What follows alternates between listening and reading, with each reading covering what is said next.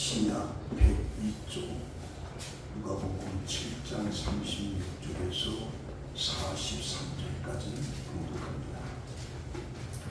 한 바리새인이 예수께 자기와 함께 잡수시기를 청하니 이에 바리새인의 집에 들어가 앉으셨을 때에 그 동네에 죄를 지은 한 여자가 있어 예수께서 바리새인의 집에 앉아 계심을 알고 향유 담은 옥합을 가지고 와서 예수의 뒤로 그 발 곁에 서서 울며 눈물로 그 발을 쳤으고 자기 머리털로 닦고 그 발에 입 맞추고 향유를 부으니 예수를 청한 바리새인이 그것을 보고 마음에 이르되 이 사람이 만일 선지자라면 자기를 만지는 이 여자가 누구며 어떠한 자 곧 죄인인 줄을 알았으리라 하거늘 예수께서 대답하여 이르시되 시몬아 내가 내게 이를 말이 있다 하시니 그가 이르되 선생님 말씀하소서.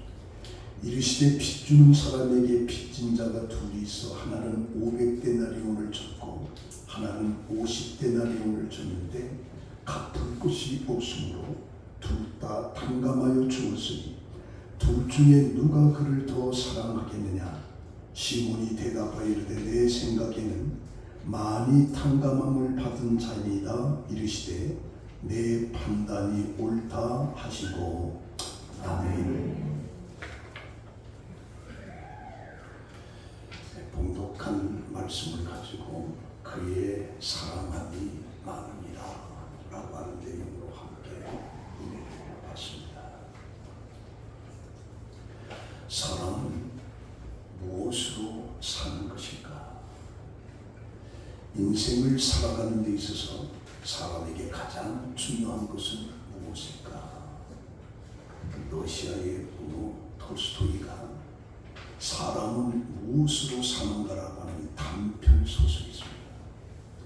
거기에 미하일이라고 하는 천사가 하나님의 명령을 어겼기 때문에 알몸으로 세상에 쫓겨납니다.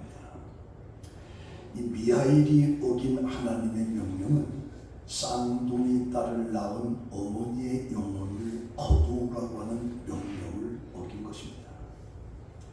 미하일은 그 어머니의 영혼을 거두어 가면 가엾는 어린 쌍둥이가 어떻게 살 것인가 라고 하는 미래에 대한 염려에서 그것을 실행하지 못한 것입니다. 하나님은 미하일 천사를 쫓아내면서 세 가지 과제를 주는데 첫 번째는 인간 안에 무엇이 있는지를 알아내라. 두 번째는 인간에게 허락되지 않는 것이 무엇인가를 알아내라. 세 번째는 사람이 무엇으로 사는가를 알아내는 것입니다. 하나님은 천사 미하일에게 이 세 가지를 다 깨닫게 될 때 하늘나라에 다시 불러드리겠다. 그래서 천사 미하일은 하늘에서 쫓겨나 추운 겨울 알몸으로 교회당 벽에 붙어서 떨고 있었습니다. 그때 세몬이라고 하는 이 가난한 구두방 주인의 도움을 받아 그의 집에서 함께 일하면서 살게 됩니다. 그 미하일은 구두방 주인 세몬의 아내가 그에 대한 베푸는 그 배려에서 인간에게는 사랑이 있다고 하는 것을 깨닫게 됩니다. 그 구두방에 일하다가 어느 날 어떤 부자가 좋은 가죽으로 그가 신은 장화를 맞추고 돌아가서 바로 죽었습니다. 그래서 그가 주문한 장화 대신에 죽은 사람이 신는 슬리퍼를 찾는 것을 보고 인간에게는 자기에게 진정 필요한 것이 무엇인지를 아는 것이 허락되지 않았다라고 하는 사실을 깨닫게 됩니다. 그리고 나서 얼마 동안 세월이 흐른 후에 한 여인이 쌍둥이 여자아이를 데리고 구두방에 찾아왔을 때 미하일은 그 아이를 보고 자기가 영혼을 거두어 가려고 했던 그 어머니의 딸이라고 하는 것을 알게 됩니다. 그 어머니는 딸을 낳고 6개월 만에 죽고 그 쌍둥이는 아이들이 다른 여인의 보살핌 가운데서 잘 양육되고 있는 것을 그러면서 아이는 부모 없이 살 수 있지만 하나님 없이는 살아갈 수 없다라고 하는 사실 세 가지를 깨닫게 됩니다. 그래서 이 천사 미하일은 이 세 가지 과제와 관련된 것을 모두 터득하게 되는데, 그것은 모든 사람 각자는 자신의 일을 걱정하고 애씀으로 살아가고 있다고 생각하지만 그것은 어디까지나 인간이 그렇게 생각하는 것뿐이라. 실은 오직 사랑에 의해서 살아간다. 사랑의 마음으로 가득 차 있는 자는 하나님의 세계에 살고 있는 것이고 하나님은 바로 그 사람 안에 계신다라고 하는 것을 알게 된다.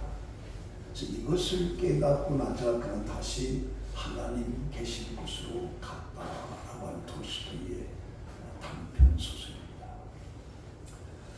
사도 바울은 고린도후서 5장 14절에 그리스도의 사랑이 우리를 강권하시는도다. 우리가 생각한데 한 사람이 모든 사람을 대신하여 죽었은지 모든 사람이 죽은 것이라.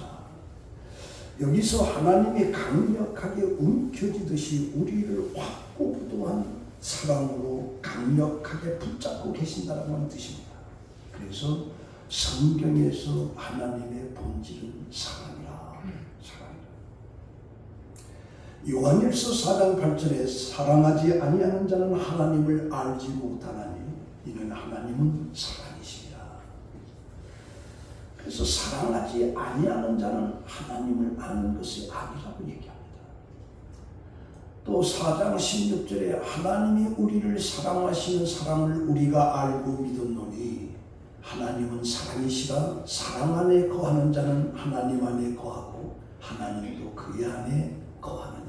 그래서 이 사랑은 기독교의 가장 큰 덕목으로 제시하고 있습니다. 그래서 고린도전서 13장 13절에 그런즉 믿음, 소망, 사랑 이 세 가지는 항상 있을 것인데 그 중에 제일은 사랑이라. 그리고 이 사랑은 바로 예수 그리스도의 십자가상에서 우리에게 보여주는데, 자기를 돌보지 않고 이웃을 위해 자기 목숨까지도 버릴 수 있는 아가페적인 사랑이 바로 십자가의 사랑입니다. 그리고 요한일서 4장 10절에 사랑은 여기 있으니 우리가 하나님을 사랑하는 것이 아니고 하나님이 우리를 사랑하사 우리 죄를 위해서 화목제물로 그 아들을 보내셨습니다. 우리가 하나님을 사랑하는 것이 아니라 하나님이 우리를 사랑했는데 그 사랑을 보여준 것이 뭐냐? 그의 아들을 십자가의 화목제물로 드렸다는 것이죠. 그 미얀마의 선교사였던 아도리람 쳔드슨이라고 하는 선교사가 있습니다. 그가 첫 번째 선교 기간을 마치고 미국으로 돌아와서 보스턴을 방문했을 때 많은 기자들이 그 아도리람 쳔드슨에게 어려운 일이 없었느냐 물었습니다. 그때 이 선교사는 많이 있었습니다. 다시 묻기를 신앙의 회의는 없으시나요? 예를 들면 선교하러 온 나에게 이런 어려움이 생기다니 라고 하는 그런 회의는 없었느냐? 많이 있었습니다. 그러면 어떻게 그런 회의를 극복했느냐 라고 할 때 저도서는 이렇게 말합니다. 그런데요, 십자가를 보면 그분은 사랑이라고 하는 것이죠. 그래서 바로 이 사랑을 가지고 모든 것을 참고 견딜 수가 있었습니다 라고 그렇게 답변을 합니다. 그래서 우리는 하나님은 인간을 사랑하신다라고 하는 것, 요한복음 3장 16절에 하나님이 세상을 이처럼 사랑하사 독생자를 주셨다. 인간은 하나님의 사랑을 일으킬 만한 매력이 사실 하나도 없습니다. 오히려 인간은 죄입니다. 그런데도 불구하고 하나님은 여전히 우리 인간들을 사랑하신다. 우리가 세상을 쳐다보면서 사람들을 쳐다보면 사랑할 만한 구석들이 하나도 없습니다. 이제 그럼에도 불구하고 하나님은 우리 인간들을 사랑하신다. 그렇게 말하고 있습니다. 그리고 하나님께서는 예수를 사랑하고 신격적으로 예수를 사랑한다고 표현하고 있는데, 요한복음 3장 35절에 아버지께서 아들을 사랑하사, 하나님께서 아들을 사랑한다. 요한복음 10장 17절에 아버지께서 나를 사랑하시는 것은 내가 다시 목숨을 얻기 위하여 목숨을 버리노라. 내가 십자가의 목숨을 버리기 때문에 하나님이 나를 사랑하신다. 요한복음 15장 9절에 아버지께서 나를 사랑하신 것 같이 나도 너희를 사랑하였으니 나의 사랑 안에 거하라. 요한복음 17장 23절에 아버지께서 나를 보내신 것 같이 또 나를 사랑하신 같이 저희도 사랑하신 것을 세상에 알게 하리라. 또 마태복음 3장, 마가복음 1장, 누가복음 3장에 보면 요단강에서 세례를 받을 때 하나님의 음성이 하늘에서 들려옵니다. 이는 내 사랑하는 아들이라. 하나님은 예수를 사랑한다고 표현하죠. 변화산에서도 제자들에게 이는 내 사랑하는 아들이라고 그렇게 말씀을 해주십니다. 그리고 예수님께서도 하나님을 사랑한다라고 표현하고 있습니다. 요한복음 14장 30절에 오직 내가 아버지를 사랑하는 것 같이 아버지의 명하신 대로 행하신 것을 세상으로 알게 하려 하니라. 그래서 아버지는 하나님께서 아들을 사랑하고 아들도 하나님을 사랑한다 그렇게 표현하고 있습니다. 그리고 그 예수님께서는 우리 사람들을 사랑한다라고 하는 표현이 많이 나오고 있습니다.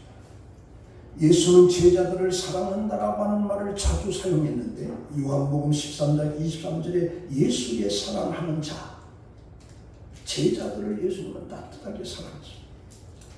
요한복음 11장에 보면 주여 보시옵소서 사랑하는 자가 병들었나이다. 나사로가 병들어 죽어갈 때 사랑하는 자가 병들었나이다. 그리고 예수님께서는 마르다와 마리아 그리고 나사로를 사랑했습니다. 그리고 요한복음 13장에 세상에 있는 자기 사람들을 사랑하시되 끝까지 사랑하셨다. 또 13장 34절에 서로 사랑하라 내가 너희를 사랑하는 것 같이 너희도 서로 사랑하라. 요한복음 15장에는 예수께서 아버지께서 나를 사랑하는 것 같이 나도 너희를 사랑하시니 나의 사랑 안에 거하라. 그리고 이제 더 나아가서는 하나님을 향한 인간의 사랑이에요. 예수는 바리새인들에게 첫째 계명이 뭐냐? 마음을 다하고 목숨을 다하고 뜻을 다해서 주 너희 하나님을 사랑하라.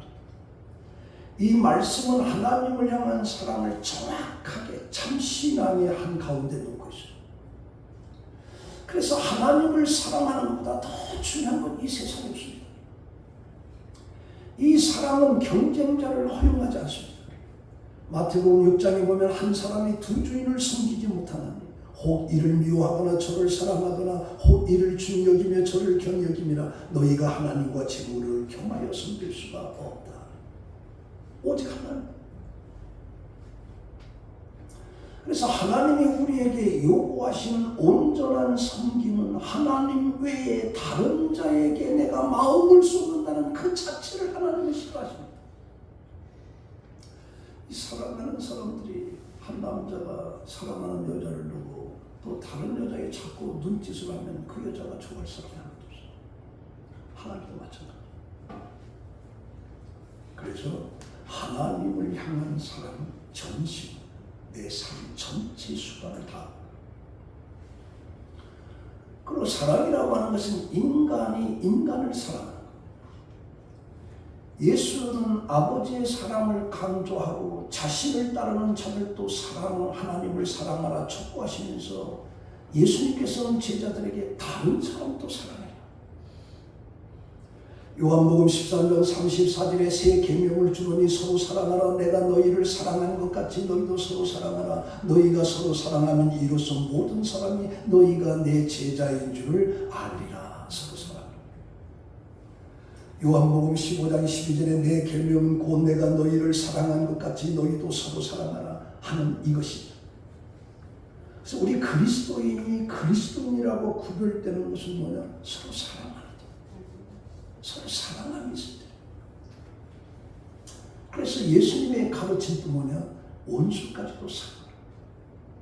이건 사실 성경에서 혁명적인 겁니다. 원수까지도 사랑하라.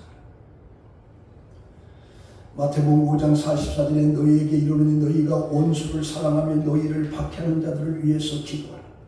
누가복음 6장 27절에 너희는 원수를 사랑하라. 너희를 미워하는 자를 선대하라. 그래서 우리를 사랑하는 사람들을 사랑하는 것은 세상의 방식에 불과하지만 심지어 죄인들도 그렇게 자기 사랑하는 사람들 다 사랑해요. 자기 좋아하는 사람 다 사랑해요. 그러나 이웃을 사랑하되 자기 자신을 사랑하는 것 같이 사랑해요. 그리고 원수도 사랑하라. 이게 성경. 내가 좋아하는 사람, 나에게 사랑을 베푼 사람, 내가 사랑하는 것, 예수 안 믿는 사람도 다 하는 거예요. 예수 믿기 때문에 나를 싫어하는 사람, 나를 박대하는 사람까지도, 원수까지도 사랑하는, 이게 바로 그리스도. 자, 그러면 오늘 이 본문에 예수의 발에 향유를 부은 죄 많은 여인에 대한 이야기입니다. 제가 목회를 하면서 이 설교는 그렇게 많이 해보지 못했어요. 근데 여기서 바리새인들의 교만과 죄인인 한 여인의 지혜로운 겸손을 소개하고 있는데, 한 바리새인의 초청으로 바리새인 집에 들어가 예수님이 앉아 있을 때, 그때 초대받지 못한 죄인 한 여자가 예수가 바리새인 집에 있다라고 하는 것을 알고 향유 담은 옥합을 가지고 와서 예수의 발 곁에 서서 울면서 눈물로 그 발을 적시고 자기 머리털로 닦고 그 발에 입 맞추면서 향유를 부었다. 이런 모습을 예수를 청한 바리새인들이 그것을 보면서 마음에 생각하기를, 이 사람이 만약에 선지자라고 하면 자기에게 지금 눈물을 흘리고 향유를 붓고 머리카락으로 닦는 이 여자가 엄청난 죄인이라고 하는 것을 알고 있었을 텐데 어떻게 그것을 그냥 받아들이는가? 그러면 이 사람은 선지자가 아니라는 얘기인가? 그래서 바리새인은 예수를 초청하고서 그 마음속에 의문을 품게 됩니다. 과연 선지자인가? 만일 선지자라면 그녀가 자신을 만지는 것을 허락하지 않아야 되는데, 그러면서 예수가 선지자가 아니라면 대체 누구냐? 라고 하는 의문을 제시하게 됩니다. 그런 마음을 갖고 있을 때 40절에 예수님께서 시몬아 내가 내게 이를 말이 있다. 선생님 말씀하옵소서. 빚주는 사람에게 빚진 자 둘이 있어. 하나는 500데나리온 빚진 자가 있고 하나는 50데나리온 빚진 자가 있는데 그들이 빚을 갚을 수가 없으니 그걸 다 탕감해 줬다. 그럼 이 둘 중에 누가 탕감해 준 그 사람을 더 사랑하겠느냐? 라고 물어보니까 많이 탕감을 받은 자입니다. 네 말이 옳다. 그래서 예수님께서 이 여자를 보느냐? 이 여자를 보느냐? 그가 내 집에 들어올 때 너는 내게 발 씻을 물도 주지 아니하였을 때 이 여자는 눈물로 내 발을 적시고 그 머리털로 닦았고 너는 내게 입 맞추지 아니하였을 때 그는 내가 들어올 때부터 내 말에 입 맞추기를 그치지 아니하였으며 너는 내 머리에 감람용도 붓지 않았을 때 그는 향유를 내 발에 부었느니라. 그러면서 예수님께서는 그녀의 겸손을 부각을 시켜요. 바리새인들은 이 여자에 대한 관심이 전혀 없었습니다. 그녀는 죄악된 세상에서 그러나 죄인의 몸으로 살아간다라고 하는 것으로 정죄했을 것인지 그 여인을 어떻게 그 죄에서 구원하고자 하는 그런 마음도 추구도 없었습니다. 그건 죄인이다 정죄만 했어요. 이런 내용인데 저는 이것을 보면서 그러면 이 여자가 왜 이렇게 했을까? 한마디로 사랑이기. 그러면 이렇게까지 할 수 있는가? 그의 사랑이 너무 컸어요. 너무 컸어요. 그래서 여인은 주님에게 눈물을 흘리고 머리카락으로 닦고 향유를 발에 입 맞추는 모습을 계속 예수님을 초청했던 바리새인은 그렇게 하지 못했어요. 거기에 많은 사람들이 있었지만 이 여인처럼 하지 못했어요. 우리는 느끼는 것을 표현하게 되는데 예수는 여인에게 그런 행동을 보면서 그의 많은 죄가 사해졌다. 다시 말하면 그의 사랑함이 많다. 그 여자의 사랑. 저도 이걸 곰곰이 보면서 그 유대인들의 그 공동체이실 때 식사 속에서는 이렇게 둘러 앉아서 옆으로 편히 누우면서 이렇게 그때 종들이 와서 그 눈 초청받은 사람이 발을 씻어주고 그럽니다. 근데 이 여인이 눈물을 그 발을 쳐시 그리고 머리카락을 따 그 힘이 맞추고 그 향기를 받아보는 거죠. 예수님은 이 여인을 가르쳐서 사랑이 많다. 그럼 이 여자가 특별히 어떤 사람을 사랑했다라고 하는 것이냐? 그게 아니고 사랑하는 사람이 되더라. 사랑하는 사람. 이제 이 여인은 이루저루한 사람에게 사랑을 보여주는 것이 아니라 그 자신이 사랑이 있고 사랑으로 충만하고 모든 행동이 사랑으로 가득 찼다는 거예요.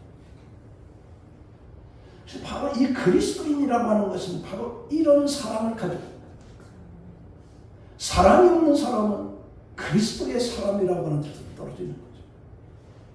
이런 사람. 자, 그러면 성경에서 우리에게 사랑이라고 하는 것을 강조하면서 먼저 뭐라고? 하나님을 사랑하라. 하나님을 사랑하라. 신앙의 깊이를 단순화시키면 체험의 단계와 믿음의 단계와 사랑의 단계로 나눌 수가 있습니다. 하나님을 내가 믿고 사랑하기 전에 먼저 하나님을 체험을 해야 됩니다. 누군가를 만나서 경험하지 않고 믿는다거나 사랑한다라고 하는 말은 할 수 없습니다. 하나님도 마찬가지입니다. 하나님과의 만남, 즉 체험이 없이는 하나님을 믿을 수도 없고 하나님을 사랑할 수도 없습니다. 일단 하나님을 만나는 무언가 체험이 있어야 그 하나님을 내가 믿을 수 있고 그 하나님을 사랑할 수가 있는 것입니다. 그래서 체험이 중요한 겁니다.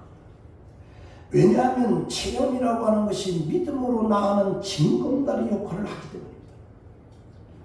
육체가 느낄 만큼의 강력한 체험이 되었든 아니면 영적인 체험이 됐든 반드시 체험이 있어야 되고 이 체험을 통해서 우리는 믿음이 생기게 되는 겁니다.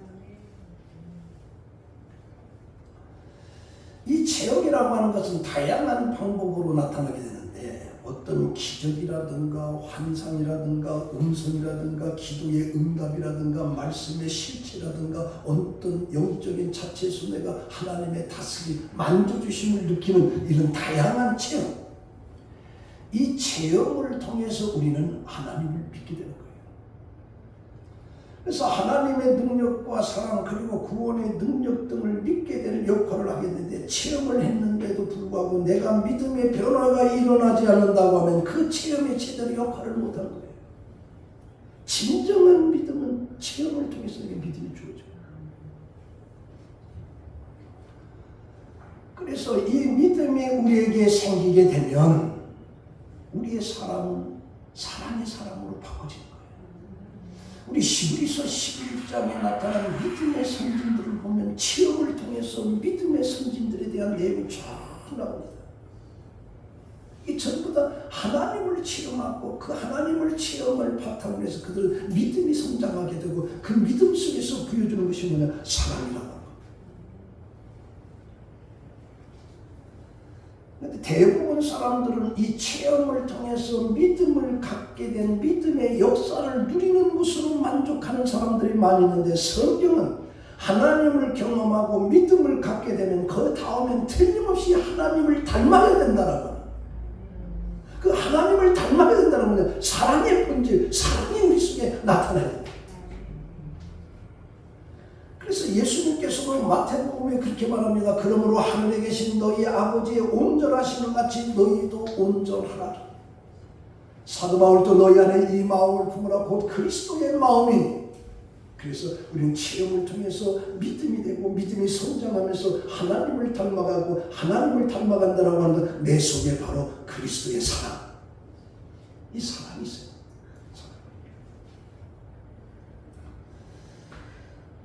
그래서 우리가 하나님의 온전하신 그리스도의 마음을 품는 것은 뭐냐? 한마디로 말하면 사랑입니다. 사랑.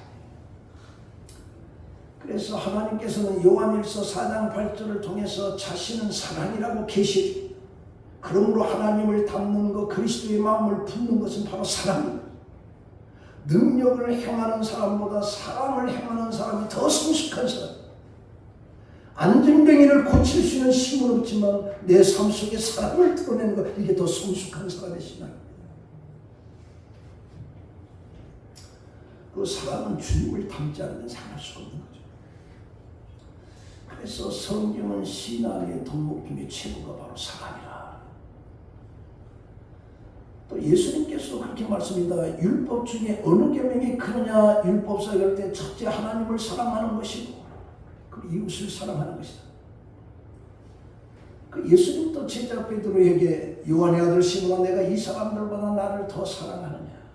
그가 바로 예수님이 죽으시고 부활하신 다음에 갈릴리 바다에서 처음 만난 베드로에게 질문 던집니다.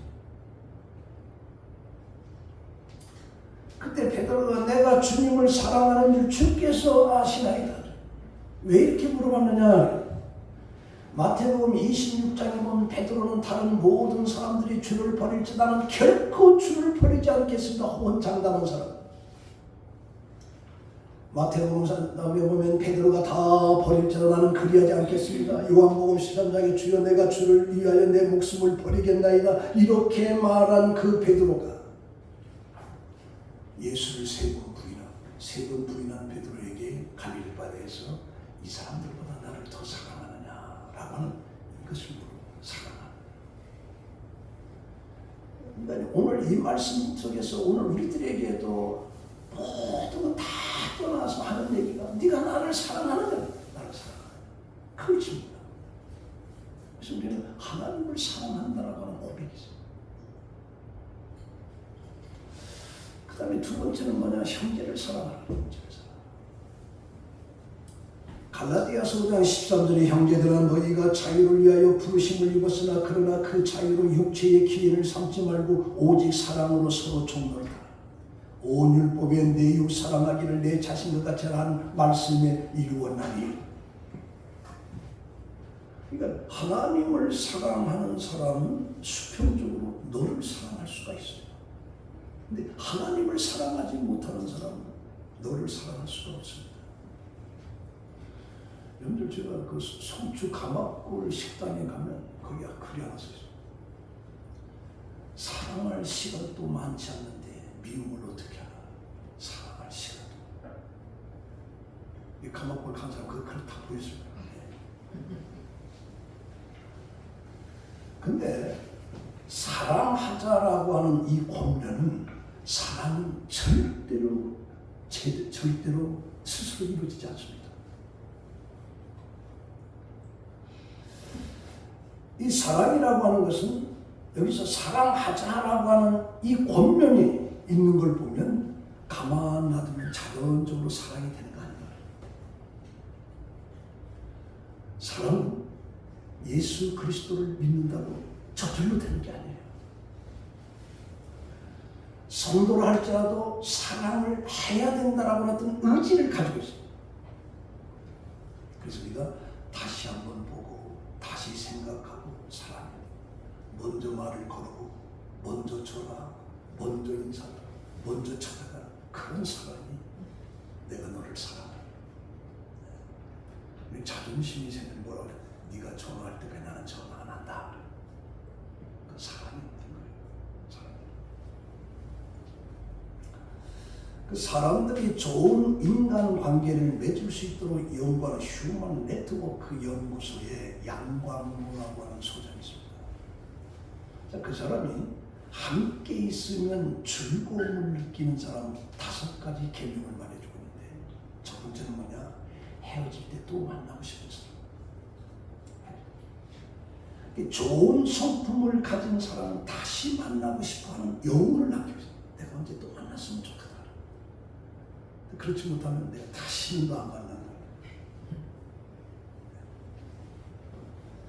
함께 있으면 즐거움을 느낄 수 있는 어떤 그런 매력적인 이게 바로 사랑스러워.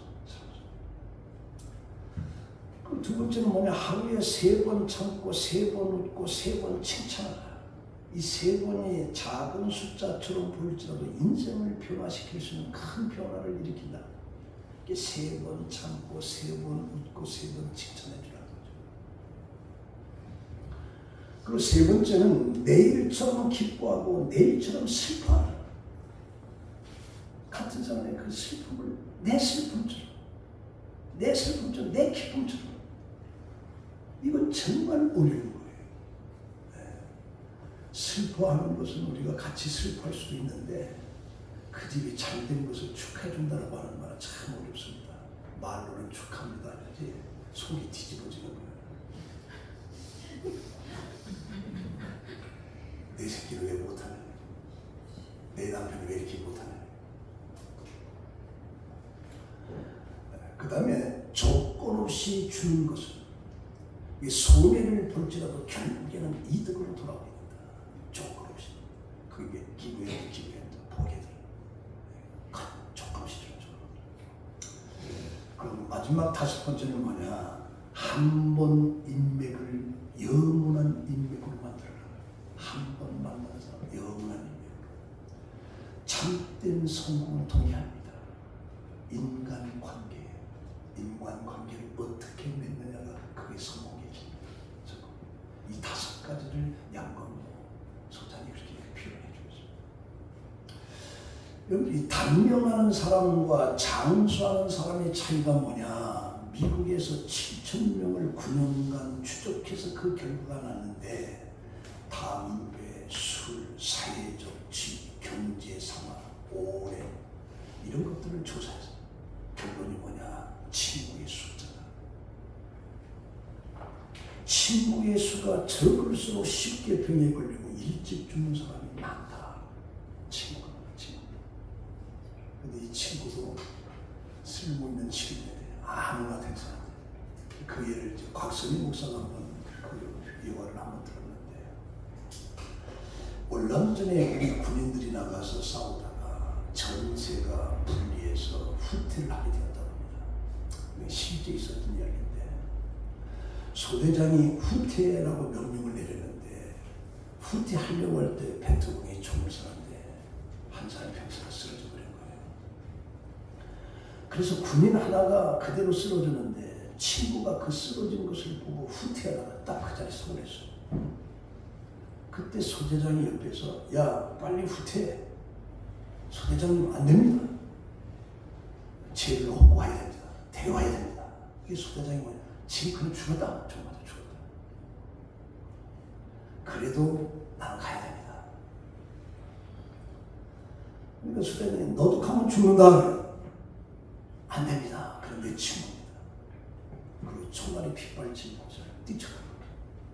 그래서 그 친구를 업고 오는데 그 친구가 이런 말을 하는 거예요. 내가 올 줄 알았다. 나는 너 같은 친구가 있어서 참 행복했다. 그리고 지금 죽어도 여한이 없다. 그 말한 거예요. 그리고 조금 있다 죽은 거죠. 그래서 소대장은 뭐라고 했냐? 야 죽었다고 했잖아. 네가 왜 그런 위험한 일을 하느냐? 라고 했더니 소대장님 이 아이가 누군지 압니까? 내 친구입니다. 내가 업고 오는데 내가 올 줄 알았다. 라고 하는 말을 했습니다. 사람이 죽어도 이 세상 끝날까지 누구든 사랑이 있으면 사랑의 등에 업히면서 살아가는 거죠. 이 세상에 안 죽는 사람은 없습니다. 다 죽습니다. 영원히 살 사람은 아무도 없습니다. 그러면서도 우리는 부모의 등에 업히든 연인의 등에 업히든 자식의 등에 업히든 친구의 등에 업히든 이 세상을 떠날 때 사랑하는 사람이 있어요. 누군가는 등에 업히는 사랑하는 사람이 있어요. 그 사람은 살갗이에요. 살같이. 바로 이것이 가장 아름다운 것이다. 이것이 가장 아름다운 것이다.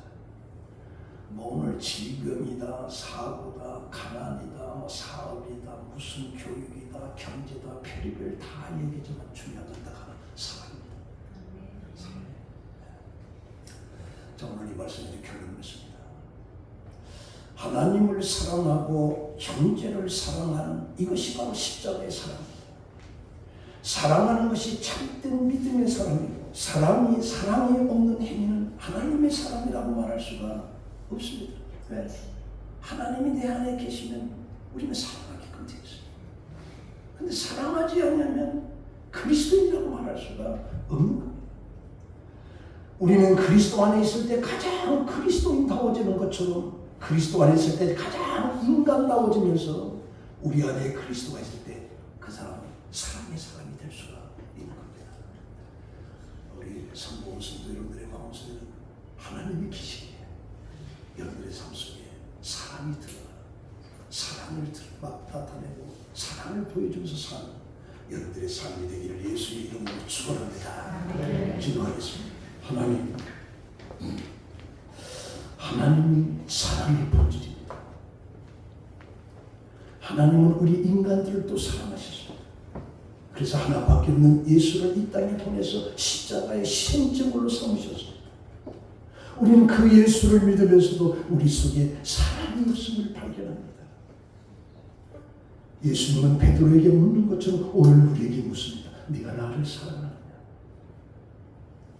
우리가 주님을 사랑한다고 하면 너를 사랑한다, 이웃을 사랑한다는 사랑을 보여주면서 사는 진정한 크리스찬으로서 세상을 사는 우리 모두가 되게 하여 주시옵소서. 예수님의 이름으로 기도합니다. 아멘.